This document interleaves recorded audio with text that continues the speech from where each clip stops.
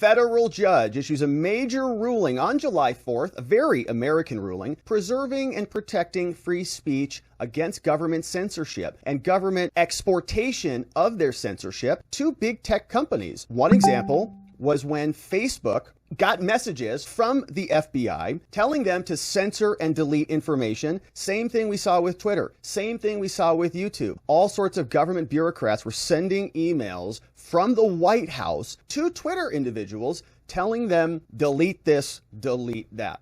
And so there was a lawsuit filed by Missouri, by Louisiana, and they said the government is not allowed to do that. All right. You can't outsource your censorship by just sending emails to Facebook, Twitter, and YouTube and Google to suppress information that you don't like. Americans have the First Amendment. That means the right to express themselves against government censorship. And the government's response was, well, we're not actually doing the censorship here. We're just flagging these posts for Facebook. Jen Psaki stood up there at the press briefing room and lectured all of us. It's our responsibility to notify Facebook, and it's our responsibility to notify Twitter about what they didn't like. And what they didn't like were things that challenged their narrative. So they send these emails over and they say, we're not actually doing the censoring, but we've gone through the Twitter files here. We've gone through all the documents. We know exactly what they were doing, is using the big, disgusting, stinking boot of the federal government and putting it down on the necks of these companies. And I actually shared with you a lot of sympathy. I think we shared it together from some people who are working at these institutions and got emails from the FBI. Give us this, give us that, give us this or that or else. Nobody wants the government breathing down their necks.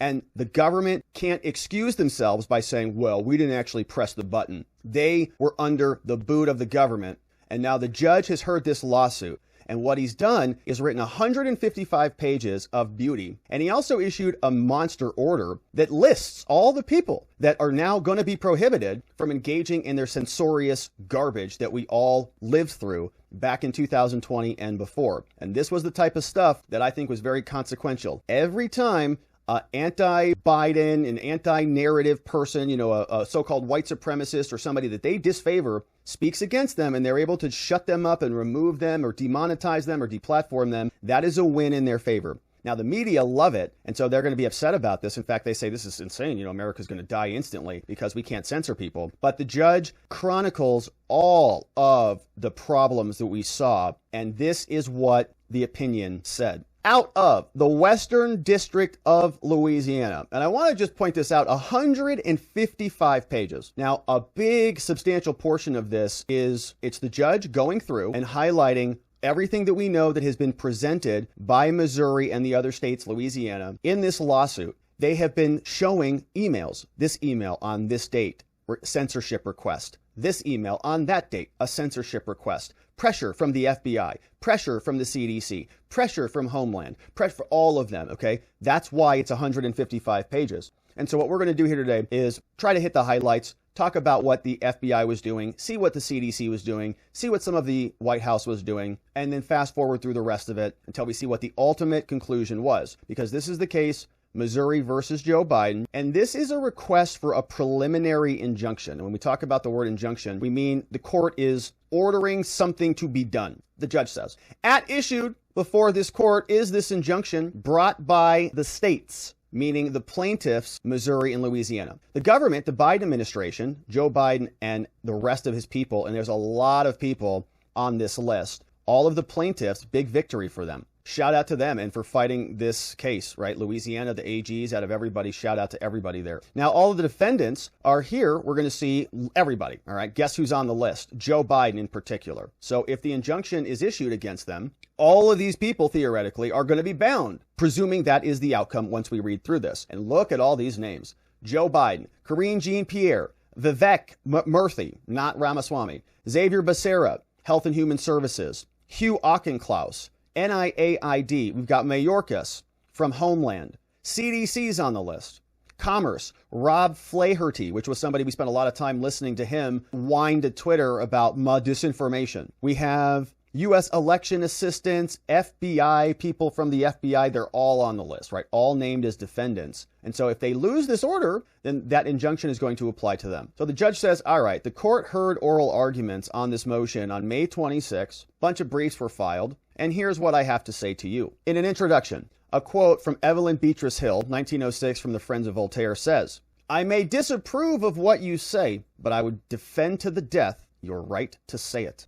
We'd love to see a lot more of that in this country. The judge opens his memo explaining, this case is about free speech clause in the First Amendment to the United States Constitution. The explosion of social media platforms has resulted in unique free speech issues. This is especially true in light of the pandemic. If the allegations made by the states and the people are true, the present case arguably involves the most massive attack against free speech in the United States' history. In their attempts to suppress alleged disinformation, the federal government, and particularly the defendants named here, are alleged to have blatantly ignored the First Amendment's right to free speech. Although the censorship alleged in this case, says the judge, almost exclusively targeted conservative speech, the issue raised here goes beyond party lines. The right to free speech is not a member of any political party and does not hold any political ideology. It is the purpose of the free speech clause of the First Amendment to preserve an uninhibited marketplace of ideas in which truth will ultimately prevail, rather than to countenance monopolization of the market, whether it be by the government itself or private licensee. Citing another Supreme Court case, plaintiffs allege, the states and the people claim, that through public pressure campaigns, private meetings, and other forms of direct communication about things that the government called disinformation, misinformation, and malinformation, which just came out of nowhere. I mean, I've been alive for some time, and these terms just appeared. Now we've got these categorizations, so all speech can be labeled and categorized and then censored by the people in power against those they don't like. They say that all of this was done and have colluded with and coerced social media to suppress disfavored speakers, viewpoints, and content on their platforms. The people also allege that the suppression constitutes government action and that it's a violation of the free speech protection under the Constitution, because the First Amendment states the following: Congress shall make no law respecting an establishment of religion or prohibiting the free exercise thereof, or abridging the freedom of speech or of the press or the right of the people peaceably to assemble and to petition the government for a redress of grievances. The principal function of free speech under our government is to invite dispute. It may indeed best serve its high purpose when it induces a condition of unrest. Speech is supposed to do that when it creates dissatisfaction with conditions, or when it even stirs people to anger. Another Supreme Court case, 1989. It's supposed to cause something. That's useful speech. The people who are saying the same thing that nobody even cares about, that's not what we have protection of free speech for. Freedom of speech and press is indispensable, and it's a condition nearly of every other form of freedom. In other words, without free speech, everything else fails. It's why it's the First Amendment. The following quotes reveal the Founding Fathers' thoughts on freedom of speech. George Washington said this in 1783. He said, "For if men are to be precluded from offering their sentiments on a matter, which may involve the most serious and alarming consequences, that can invite the consideration of mankind, reason is of no use to us. The freedom of speech may be taken away, and dumb and silent we may be led like sheep to the slaughter." Benjamin Franklin said in the Letters of Silence, Dogwood, "Whoever would overthrow the liberty of a nation must begin by subduing the free acts of speech. Shut them up, then take over." Thomas Jefferson said, "Reason and free inquiry are the only effectual agents against error."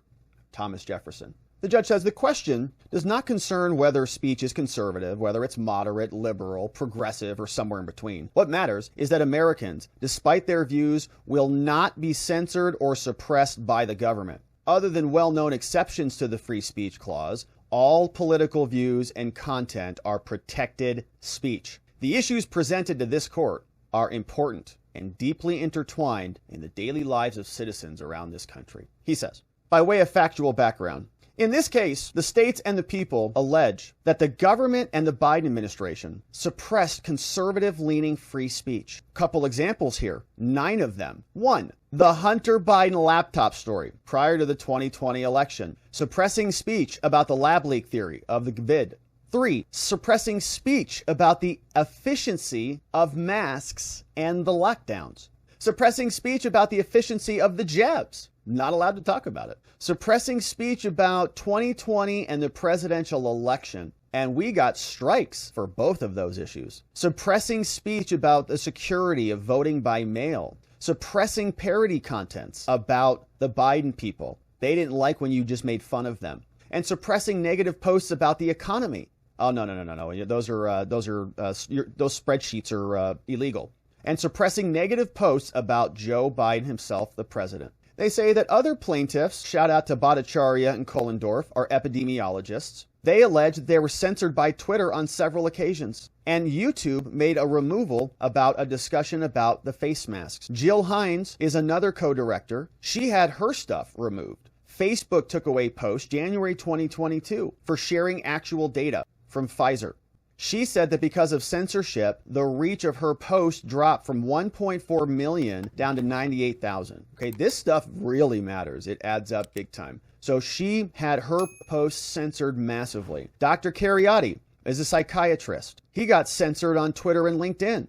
Jim Hoft, Gateway Pundit, he had his account censored. We have more. There were suspensions that he suffered, and he was permanently removed from Twitter. Why? Because he was challenging Fauci. Oh, illegal. Twitter issued the permanent ban on the Gateway Pundit after they posted footage. And YouTube started doing the same thing. So there were numerous individuals here who made up the subject of this censorship attack onslaught. But now he's talking about the White House defendants and the people who were responsible for a lot of this censorship. Here's a couple of people involved. On January 23rd, somebody named Clark Humphrey, who was at the time the digital director for COVID, the response team, says, I want a removal of a tweet by Robert F. Kennedy Jr. Is he up to anything these days? Oh, yeah. Running against Joe. They requested the removal of his tweet. Humphrey sent a copy of that email to Rob Flaherty. He was the director of digital strategy. And he said on the email, if we can keep an eye out for tweets that fall in this same genre, let me know. The email said, hey folks, wanted to flag the below tweet from Robert F. Kennedy, and I'm wondering if we can get moving on the process of having it removed ASAP. So it just wants him gone because he disagrees with him. It's literal censorship of political speech, and it's being directed by the White House. Now, the White House is going to say, but we didn't do it, though. No. They just coerced Twitter into doing it. But not really, though, because Twitter made their own decision. February 6th, Flaherty, the same guy, this guy was a menace in the White House, requested Twitter to remove a parody account linked to Finnegan Biden, Hunter Biden's daughter and President Biden's granddaughter. The request says, cannot stress the degree to which this needs to be resolved immediately. Please remove this account immediately. Twitter suspended the parody account within 45 minutes of his request. So that person's free speech rights, the free speech rights which include the right to criticize your government, to lampoon them, to criticize them, to mock them and make fun of them, to parody them, all of their First Amendment rights gone within 45 minutes because the White House sent an email that they said was offensive. We don't like that one. And Robert Flaherty had a real bad attitude problem too. Please remove this account immediately. On February 7th, Twitter sent Flaherty a partner support portal. Facebook also emailed Flaherty to explain how it recently ended its COVID policy. Flaherty responded saying that Facebook is being dubious and has provably false claims, and he demanded more information on Facebook's policy. He also said he followed up, accusing Facebook of causing political violence. All right, how did you like that if that's your company? Doesn't matter if you're the owner of the company. What if it's just your company? And your boss walks in and says, hey, the White House is here. They're saying, hey, they're going to be threatening us with political violence unless we do more of this thing. That is authoritarian, totalitarian nonsense to have our government coming in and telling private businesses what to do. But Flaherty's sending emails accusing them of political violence. That's like a criminal allegation, and like incitement to violence. Facebook responded and stated, vaccine skeptical content does not violate Facebook's policies. However, they stated that we're going to reduce the distribution and add warning labels so fewer people will see it. Censored, courtesy of the White House. Facebook also informed Flaherty, this is the judge writing, by the way. Facebook also informed Flaherty that it was working to censor content that does not violate Facebook's policies by preventing other posts that challenge the Biden narrative. Facebook also was sending multiple emails to Flaherty about email schemes. Others at HHS, along with Flaherty, participated in Twitter meetings saying that Twitter assured the White House that it would increase censorship of misleading information. Twitter said, hey, thanks again for meeting with us. As we discussed, we're building what you want us to do to remove the most harmful, misleading information from our service. Yeah. Senior Meta executives were involved. Flaherty got numbers of reports and was very aggressive with Facebook. He accused Facebook of hiding the ball. Facebook denied that. Then Flaherty followed up with making it clear to the White House that the White House wanted more aggressive action on what they called borderline content. He said, we're holding a series of meetings with you guys, and he says, I'm not trying to play gotcha with you. We gravely are concerned that your service is one of the top drivers of vaccine hesitancy. You guys are screwing up this. I will be the first to acknowledge that this offers no easy solution. But we're not playing a shell game. We hope you're not playing a shell game with us when we ask you what's going on. Okay, we're the White House. This would be a lot easier if you would just be straight with us. You go, what? They don't know you anything, government. Mind your business. Facebook then had an in-person meeting with the White House. They provided them updates on their policy. And Flaherty just kept going. You're not making our country's, I want to ensure that you're not making our country's vaccine hesitancy problem worse. Flaherty also demanded the censorship of Tucker Carlson and Tomi Lahren because the top post about the jab that day was Tucker Carlson saying things about it. So they wanted him removed. Facebook promised the White House would have a report by the end of the day. They said no problem. So that's out of the White House. Now, the reason why we're fast forwarding through this a little bit is I just want to show you the literal onslaught of material.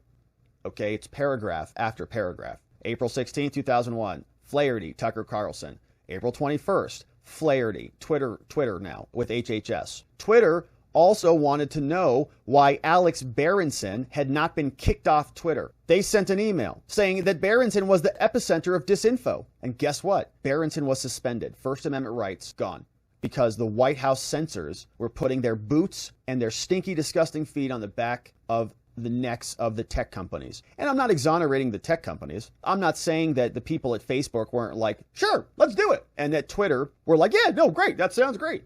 But there were some speed bumps at those institutions. We saw some of those in Twitter where even they were going, this is kind of nuts, before ultimately acquiescing.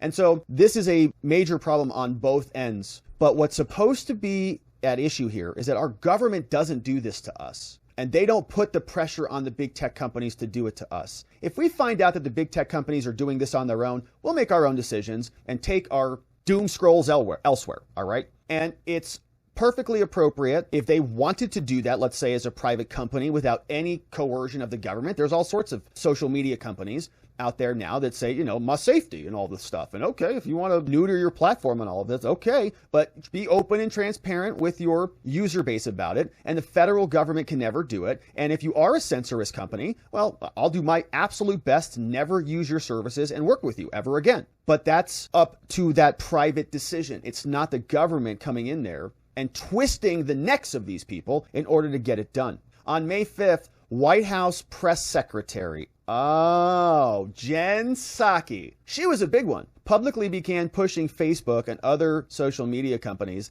to censor COVID misinfo. At a White House press conference, Psaki publicly reminded Facebook and other social media consequences of the threat of legal consequences if they do not censor misinformation more aggressively. Psaki said the president's view is that major platforms have a responsibility related to health and safety of all Americans to stop amplifying trustworthy content, disinfo, misinfo, especially COVID stuff, and elections.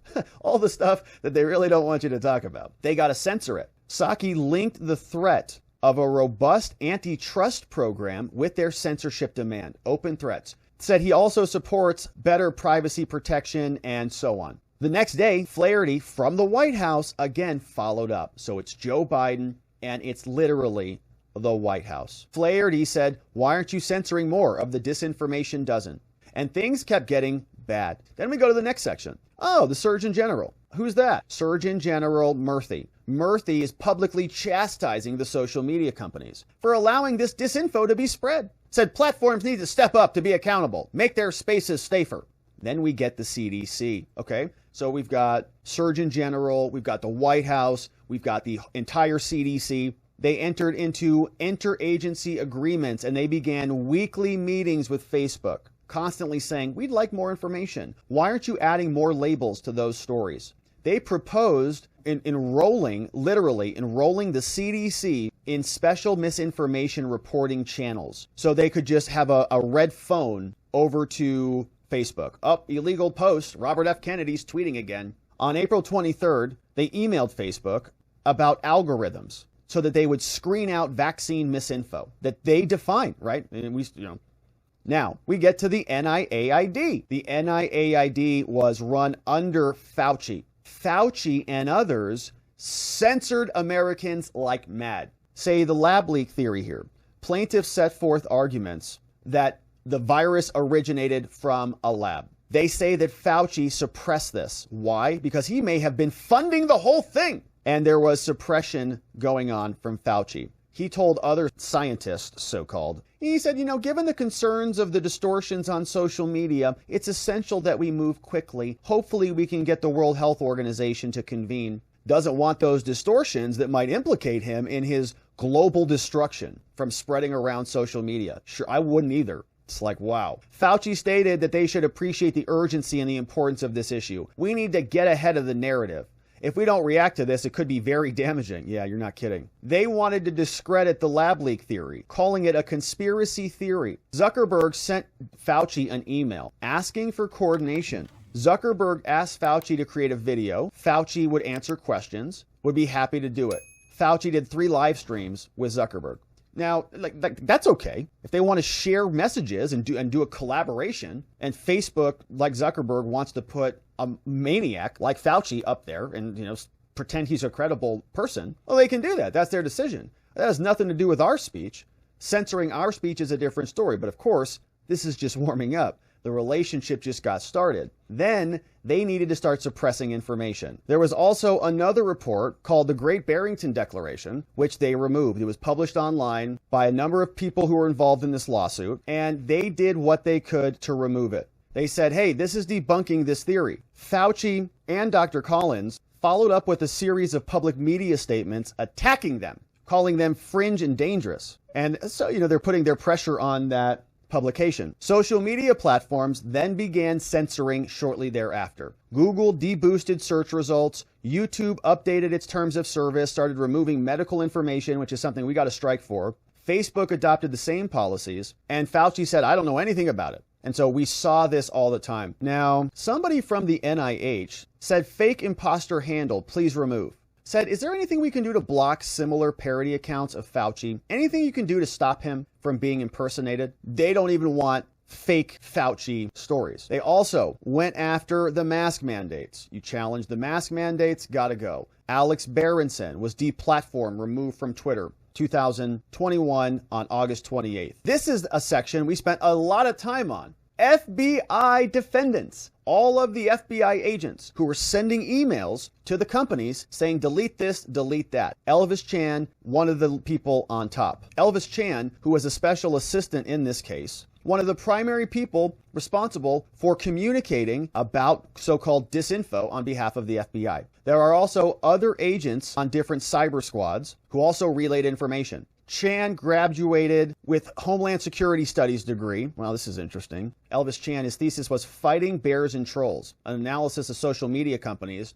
and the U.S. government efforts, here we go, to combat Russian influence campaigns during the 2020 elections. Oh, gosh. His thesis focuses on information sharing between the FBI, Facebook, Google, and Twitter. He knows Alex Stamos over at the Internet Observatory, and they did information sharing with all the social media companies, along with Facebook, Twitter, Google, Microsoft, Yahoo, all the things. He participated in a lot of activity with them. Many meetings. Twitter, Reddit, Wikimedia, Facebook, and so on. In the industry meetings, the FBI raised concerns about hack and dump operations. Remember? They were persuading people from believing the truth of this because they knew it was coming. FBI officials met with senior people, started preparing them for the old hack and leak. Facebook, Google, and Twitter had many meetings with Chris Krebs, director of CISA. There was discovery that was obtained before the Hunter Biden laptop story. Federal officials repeatedly warned industry participants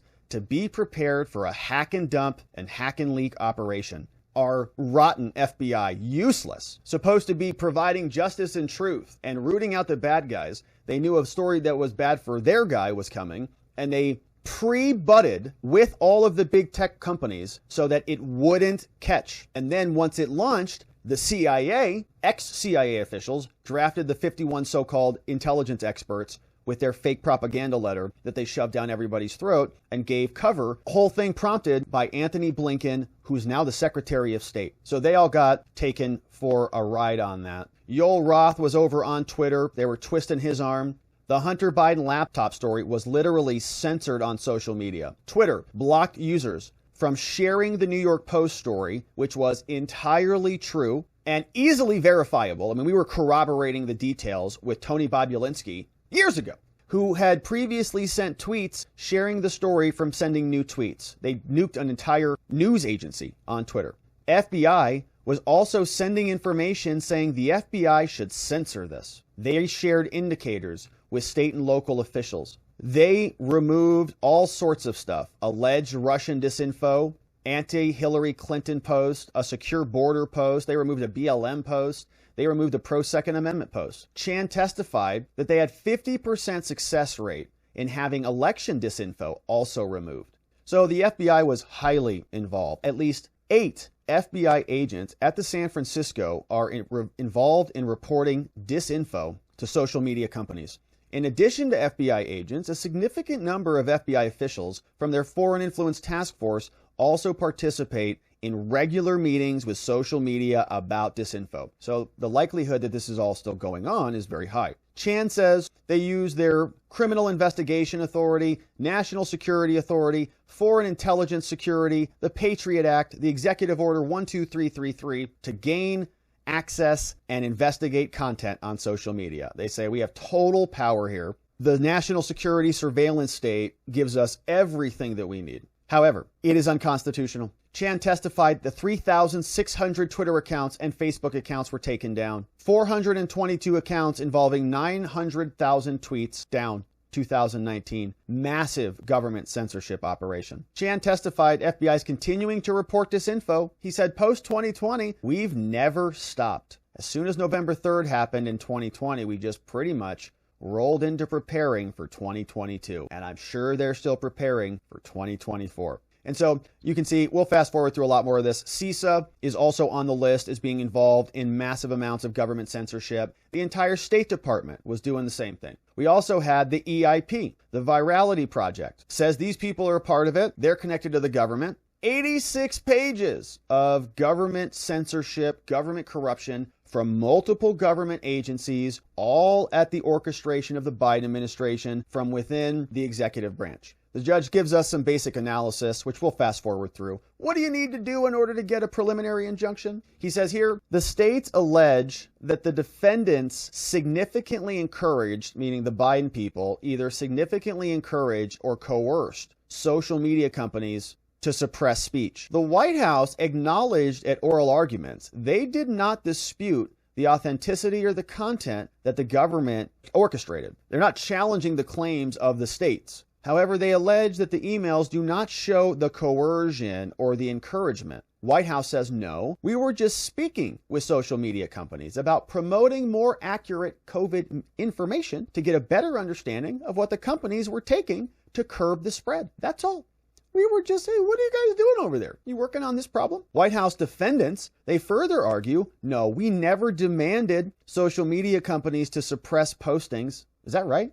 Flaherty was threatening them with engaging in political violence. Psaki was saying that there was going to be antitrust investigations. The changes were due to social media companies' own independent decisions. I'm sure. Yeah, I'm sure of that. They assert that they did not make specific demands via their public statements and for, quote, asks of social media companies. They say that they were just recommendations, not demands. And they say that President Biden's statement on July 16th that they're killing people, in other words, they're murderers, and maybe we'll prosecute them for gross negligence of operation of a social media company for resulting in mass deaths. Biden says they're killing people, saying he was talking about only the disinformation dozen, not the social media companies, I'm sure. Although admitting the White House employee, Flaherty, expressed frustration at times, ordering social media companies to take action. They say that he just sought to better understand their policies so he could make better decisions. But explicit threats, the judge says, are an obvious form of coercion. Explicit threats are obvious. Don't even need to debate it.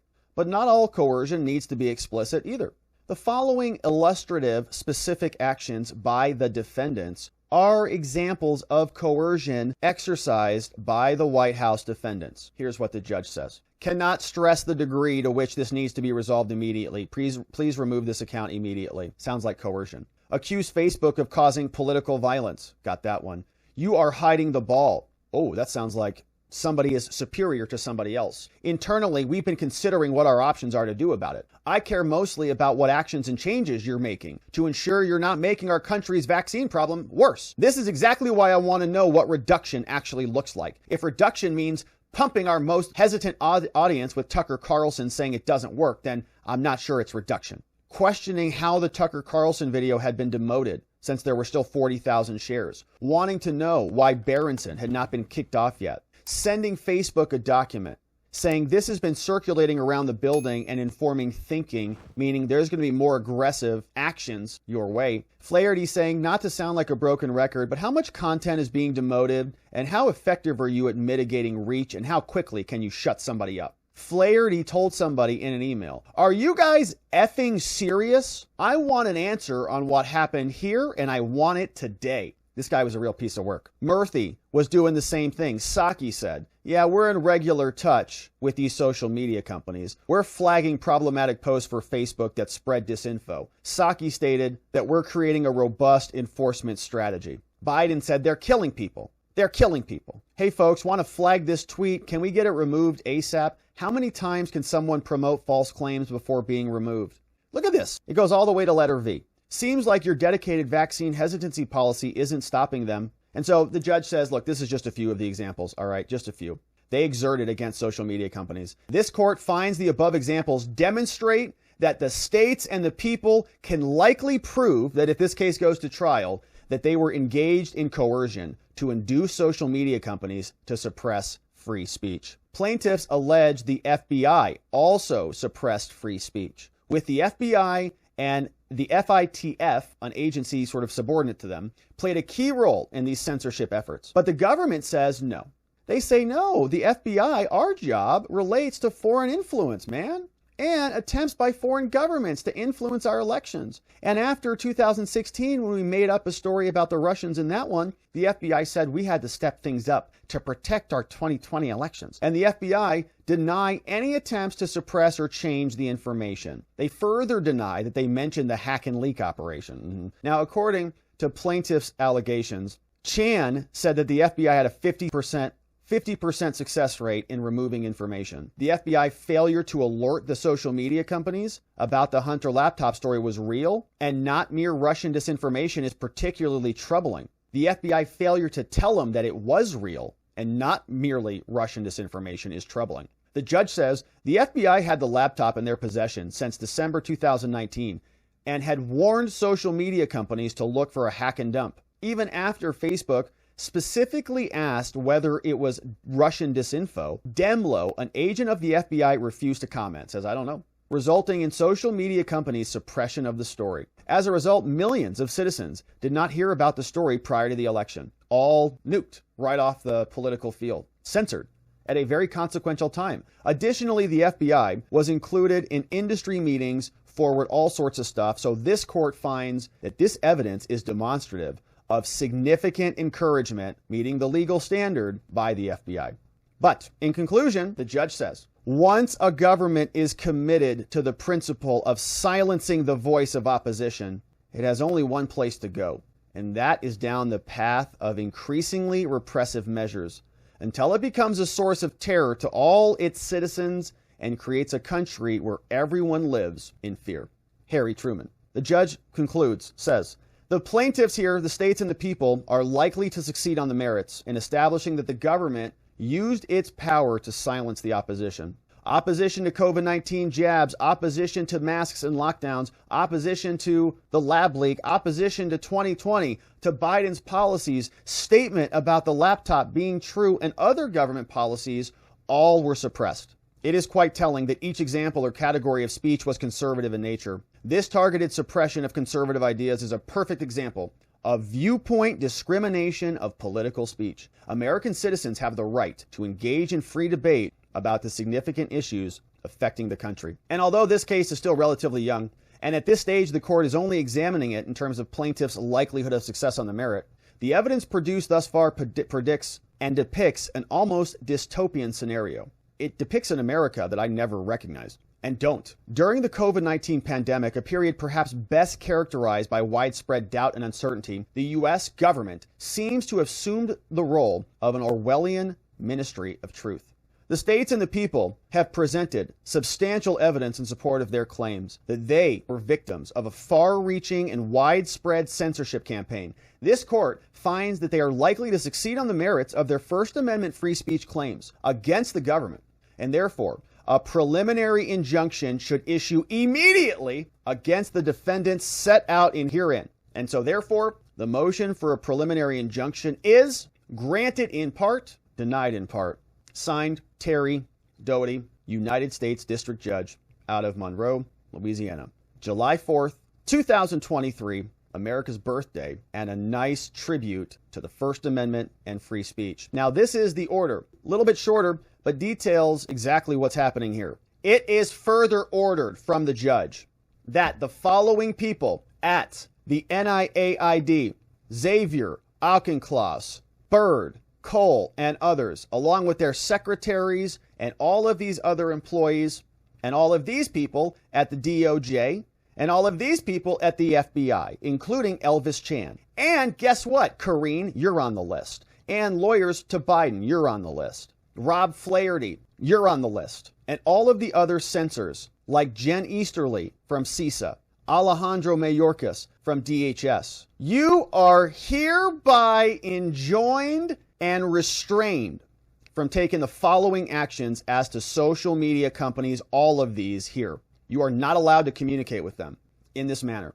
You cannot meet with them for the purpose of urging, encouraging, pressuring, inducing any manner of removal or deletion of any content that is protected free speech on social media. Oh, that feels good, man. That feels good. Specifically flagging content or post on social media. You are not allowed to do that. Urging, encouraging, pressuring for removing of protected free speech. Urging or encouraging anything else about changing guidelines. All right, don't tell them to adjust their guidelines. Stop emailing them. Stop engaging in any other kind to reduce free speech. You are not allowed to collaborate with any of these other entities to urge them to outsource your censorship to them. You can't threaten them. You can't coerce them. You can't take any other action that might implicate the free speech clause of the First Amendment. Do not follow up with them. Do not request content reports from them. Do not notify them to be on the lookout. No bolos from you. This preliminary injunction includes all of the defendants, all of their agents, all of their officers, everybody involved in this case. You're not allowed to do it. It is further ordered that the following actions are not prohibited. Now, you can do these things. You can inform social media about criminal activity, criminal conspiracies, no problem. That's not protected. Contacting or notifying them about national security threats, extortion, other threats, that's fine. Contacting about criminal efforts to suppress voting, provide illegal campaign contributions, cyber attacks, election infrastructure, or foreign attempts, all fair, all already illegal. You're allowed to inform social media about threats that threaten public safety or exercise permissible government speech about promoting government policies. You can amplify your voice, but not suppress others. Informing social media companies and postings about intent to mislead voters. You can't inform and communicate about companies, or you can inform about efforts to detect and investigate malicious activity, and you can also communicate about other things that are not protected free speech. You're allowed to remove those things. It is further ordered, no security is required to be posted. This preliminary order shall remain in effect. It is further ordered that no evidentiary hearing is required at this time. And done and signed, 4th of July, Terry Doughty. So, my friends, whopper of an order, and very satisfying indeed. Should be an obvious decision. We know that free speech is a bedrock principle in this country, and that it is critical for the functioning of everything that we do here.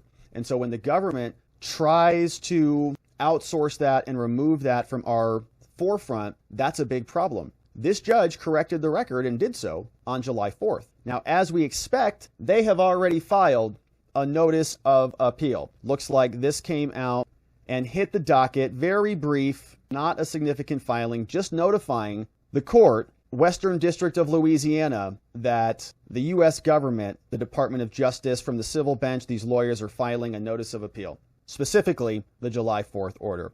And so while the appeal is pending, they're going to be able to continue to do the censorship, I'm sure, and I'm sure they will. They're going to get it in while the getting's good.